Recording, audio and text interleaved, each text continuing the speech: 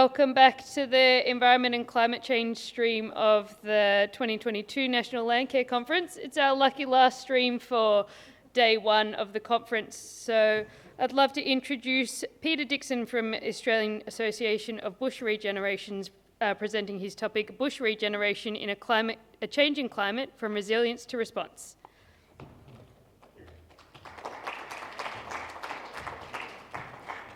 Gotta love alliteration. First of all, I'd like to acknowledge that we here physically and all you out there in the electronic land are on Aboriginal land and Torres Strait Islander land.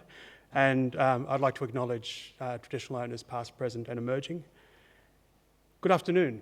My name is Peter Dixon. I'm an environmental and landcare consultant and president of the Australian Association of Bush Regenerators.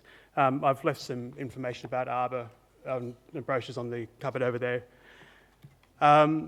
I've worked in ecological restoration grants in the Landcare space for over 30 years and I'm a member of two Landcare groups, Kurua Great Lakes on the mid-north coast of New South Wales, and also the Mighty Duck River Restoration Collective, which is the only anarcho-syndicalist Landcare group in Australia. That's in Duck River in Sydney. My talk today, Bush Regeneration in a Changing Climate, from Resilience to Response, is a call for Landcare groups and government to think and act differently in respect to how community-led biodiversity projects are resourced and implemented, necessitated both by the predicted long-term changes in climate and the increasing frequency of extreme weather events. While my talk is mainly directed at Landcare groups undertaking biodiversity restoration projects, the basic logic holds true for projects that are incorporating biodiversity into agricultural systems as well. It works. First of all, a little bit about arbor. We formed in 1986 when the level of public investment in supporting volunteer and professional ecological restoration was going through the roof, and the number of bush care programs funded by local government around Sydney in particular was taking off. And so practitioners came together to form an association of practitioners of bush regeneration. Bush regeneration as a defined practice has been in operation since the 1960s, since the Bradley sisters worked around Mossman in Sydney. And the 80s saw significant progress in trialling and quantifying the efficacy of various techniques. Arbor was formed by practitioners to promote research into bush regeneration and promote best practice. We're now a national organisation and carry out a range of programs and projects each year. We run an accreditation system for bush regenerators, whether they be volunteers or professionals. And we work with a lot of related NGOs. It's probably worthwhile to make sure we get the definitions right, and so there's a common understanding about what I'm talking about in my talk. Resilience is a word bandied around a lot nowadays, especially in the last 5 years since we got hit by the spate of natural disasters, but it's a term that's been used in ecology for a long time, and from an ecological restoration perspective, it means the ability of a species or ecosystem to survive, recover or recolonise after episodic destruction, and have the ability to survive and evolve in situ over time.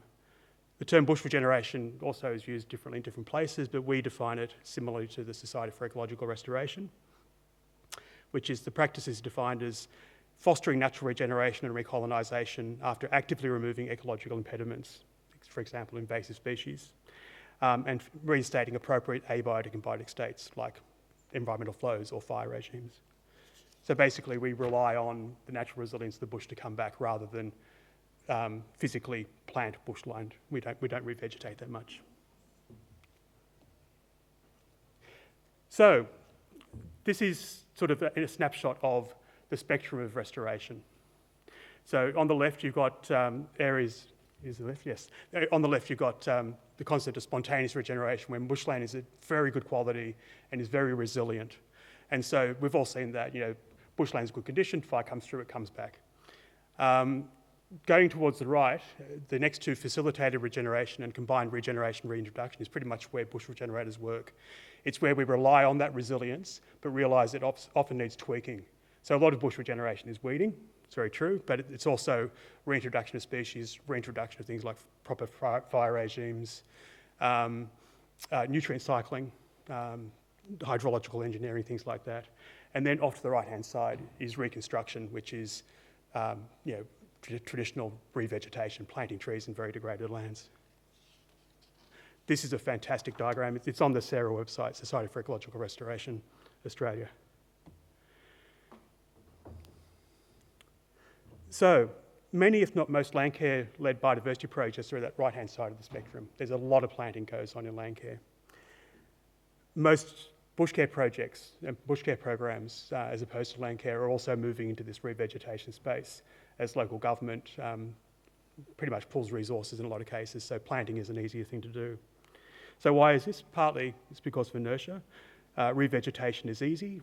Planting trees is a thing that everyone can do, and it can involve everyone, and it's always seen as a good thing to do. You feel good doing it. It's also partly to do with funding. Most government funding programs encourage planting, and some government programs insist on planting, and it annoys the hell out of me. I used to run the New South Wales Environmental Trust, and we changed our programs after the first year I was there to actually ask people if they wanted to plant, they had to demonstrate why they needed to plant, why they couldn't rely on the natural regeneration. And it didn't mean we didn't fund revegetation, it just made people think about it rather than defaulting to planting. So why is planting a problem?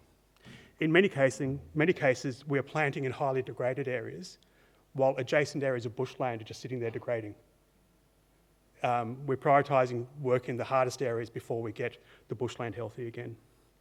It's not to say the planting isn't crucial in some cases, for example, where there's no resilience, or where creating a framework plantings is needed, or creating corridors or connectivity between areas of bushland, or where there's stabilisation needed, or highly saline soils. Planting is always needed, but there's so much bushland that needs regenerating first. I think we need to change the paradigm, so that's the focus. Another problem with planting is that two recent projects, Project Phoenix and Healthy Seeds projects, both identified problems with the seed industry. Seed is hard to get. Quality assurance is very hard to find, so we're never too sure whether the right provenance is there. It's hard to find whether the right provenance is there. And also under most climate change scenarios, seeding is going to get more and more difficult. So plants aren't going to seed every year. It's going to get harder to find seeds, and the ecosystem is going to need those seeds. So if we're collecting them all, we're doing a disservice to the environment.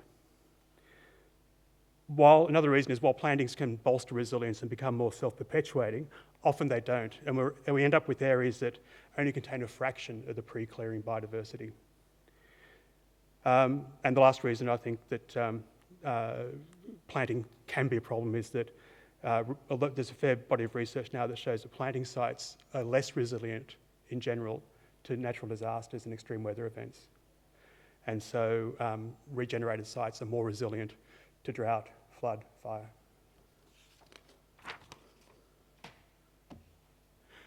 So these are just some of the predicted climate change events that we all know, and I just thought I'd put this up here to cheer you up.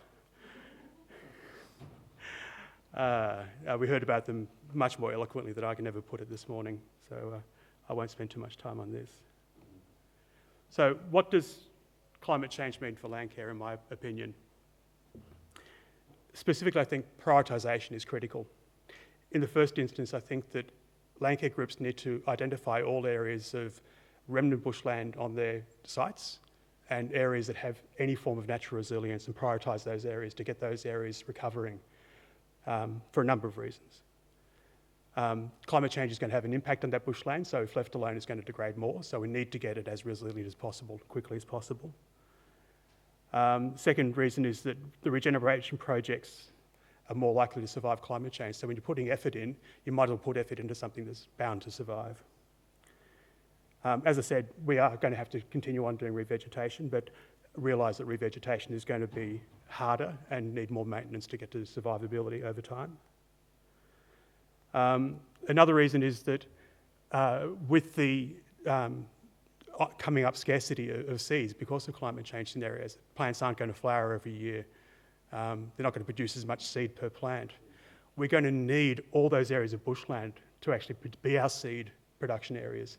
We're going to need that bushland to act as a template for the revegetation that we do need to carry out. In terms of project design and climate change, one thing we have to think about is in situ viability of species. It's going to be very likely, and the previous talk raises too, some species aren't going to be viable on your sites anymore. So you've got to have to think about a strategy for those. Do you try to maintain them by pushing fecal matter uphill? Do you have ex situ preservation of those species in horticultural situations? Or do you just say, these species are going to disappear from our patch? There's no solid answer, but it's something that needs to be considered. Similarly with ecological communities, some ecological communities may not be viable under climate change. This might mean that restoration goals need to be flexible, and you might need to work towards novel ecosystems rather than aiming towards a pre-disturbance ecosystem. It's something to think about seriously. Those novel ecosystems might contain most of the same species, but have different form and function. But they will be sustainable and viable in situ in the long term. To increase the site's ability to adapt and recover, ecological connectivity will be much more important. So Landcare groups need to look at, 5 minutes? Landcare groups need to look at actually bolstering, 10 minutes, perfect. That means half an hour, doesn't it?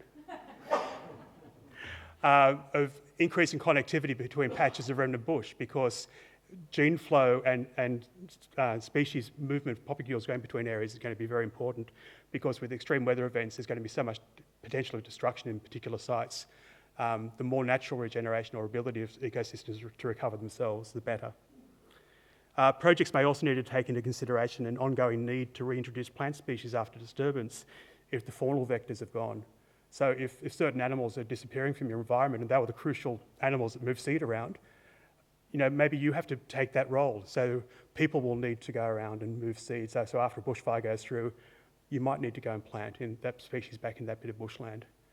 I keep on remembering a couple of plants in Madagascar where the honey-eater bird that pollinated these plants has disappeared. So every year, all these volunteers go and hand-pollinate all these flowers. And they're going to have to do that forever until another species decides it's a good ecological niche to fill. It may be possible that science may identify a need and protocol for introducing novel genes into populations, and this is part of what the previous talk was talking about, looking at the range of species, the range of a species, and bringing in genes from another patch which is going to more closely emulate the climate in the future. I don't think the science is there yet, personally.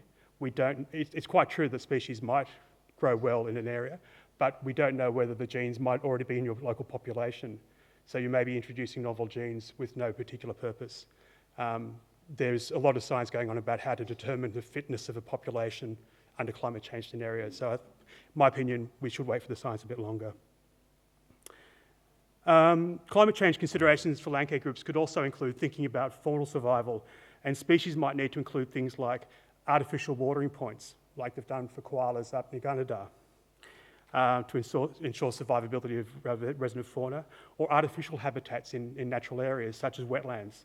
So if the natural wetlands aren't going to survive, create an artificial one so the species can at least survive in situ for the time when we actually reverse climate change and everything gets all rosy again.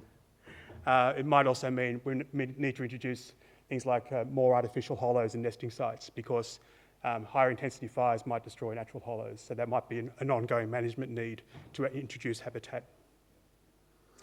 Another consideration under climate change for Landcare groups, it's probable that new pest species and pathogens are going to move into areas. And so understanding what these risks are and planning for them is critical.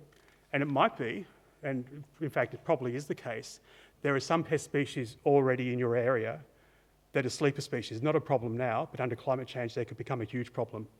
So it might be better and easier to eradicate them now, even though they're not a big problem, rather than wait 20 years and have them take over. Climate impacts can also create opportunities for Landcare. Fire and drought can thin out the understory, and we saw this on the East Coast with the major drought and the fires. You had access to areas of bush that would have been impossible to get into pre-fire. And those opportunities exist because after these fires, you could get in and do things like totally eradicate lantana in an area because you've got access to the whole patch. Use those opportunities.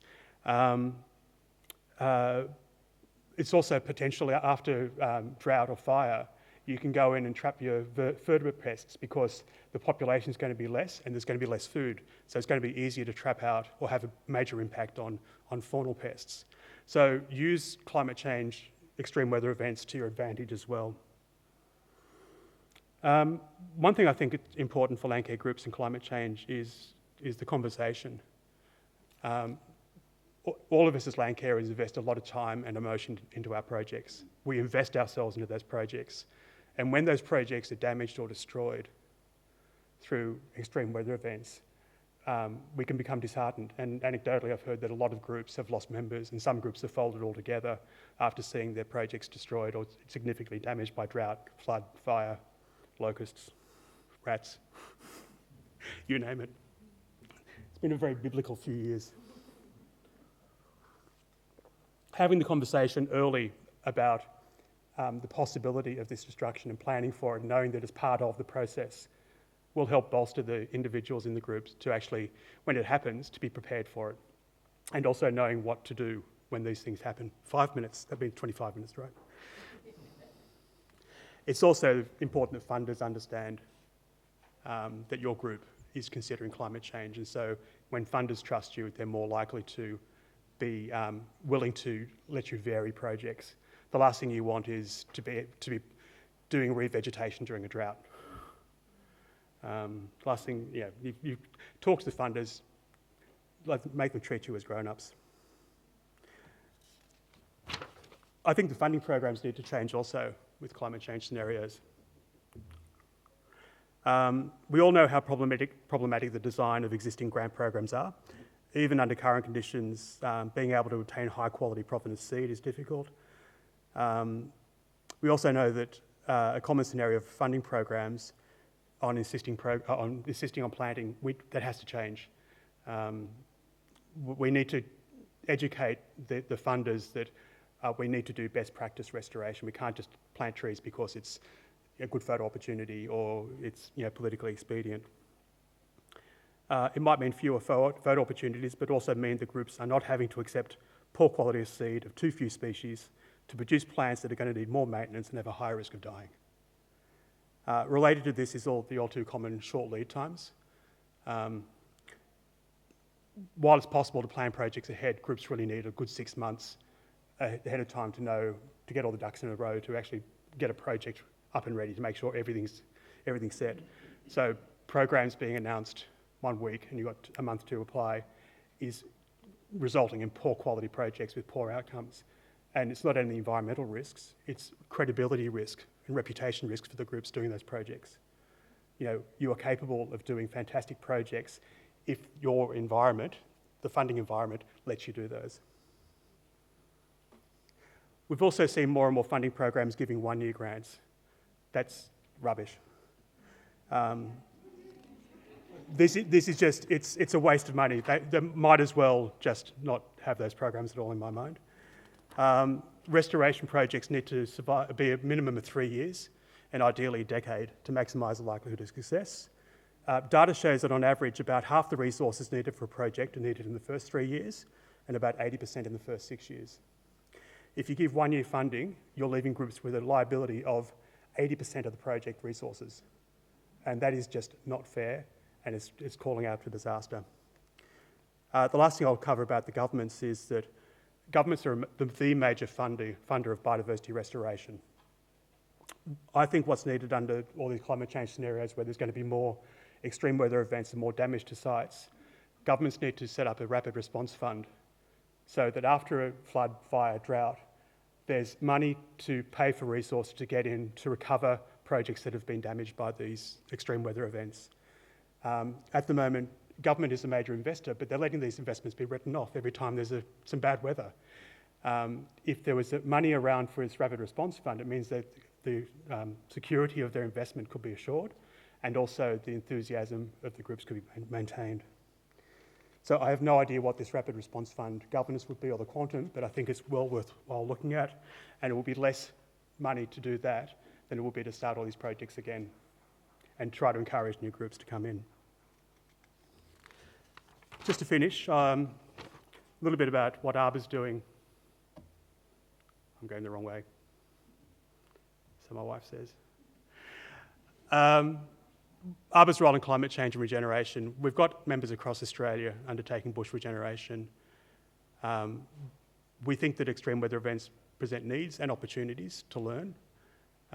We're involved with a project called FAB, First Aid for Burned Bushland, where we produced resource material for Landcare groups and also acted like a Tinder service to match up qualified bush regenerators with Landcare groups in need. That bit was a bit restricted because of COVID, but we did get out to a number of sites around the state, and also some fantastic videos on the Arbor website, which you can look at, done by that woman just there, Virginia Bear. So we will continue to identify specific roles and projects we can undertake, as we did with FAB. We're convening a climate change implications working group for restoration, and we really welcome external parties to get involved with that working group, and to actually try to define best practice and emerging practice for regenerating or restoring bushland in changing climates. And we always welcome opportunities to partner. Contact me anytime. There's a 24-hour hotline on the cards that are over by Costa. And yeah, do we have time for one or two questions or not? Yeah, absolutely. Yeah, so thank you very much for your presentation. Yeah. Great. You certainly can ask a question. Put your hand up in the room and we'll check out the online delegates as well. There you go. It's not so much a question as an observation, but it might lead to a question. Oh, my fly undone, sorry. Yeah.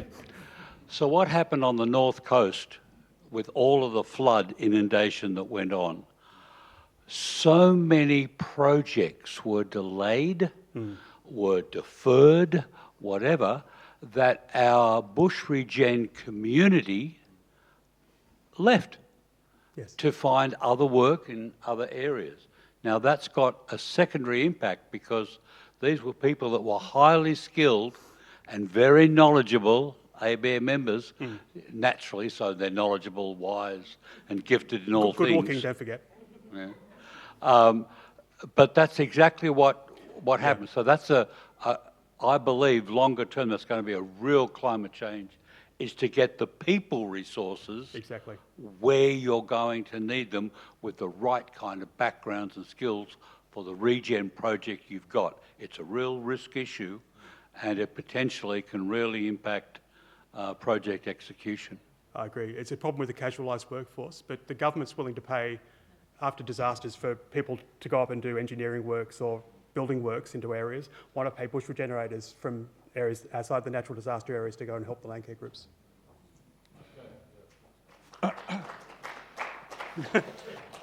You're almost enthusiastic about that idea.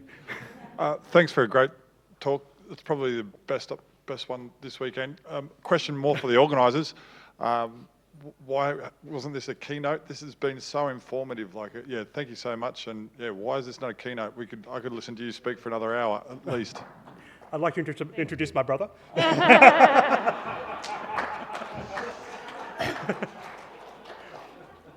We can continue on the conversation. Arbor has a lot of online forums and meetings, so please contact us. We can continue this conversation. If you plant too close together, you're also trying to be commenting on your Facebook post as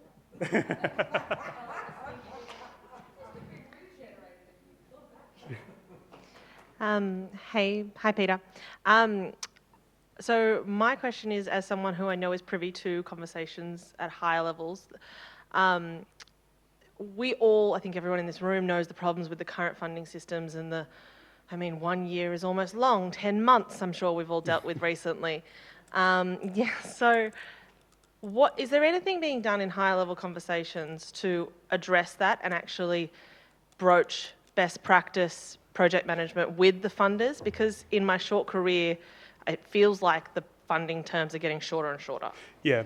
So when I was in charge of the Environmental Trust, we introduced 6-year then 10-year projects funding. And we tried, when I was in a position of some influence, I tried to influence other state government programs and had very little luck. Through Arbor now, we're trying to engage with the Australian government to get them to try to change their funding patterns as well as their priorities. So how successful we'll be, we don't know. But it's a message that they need to hear from every single direction. Great. Thanks, Peter.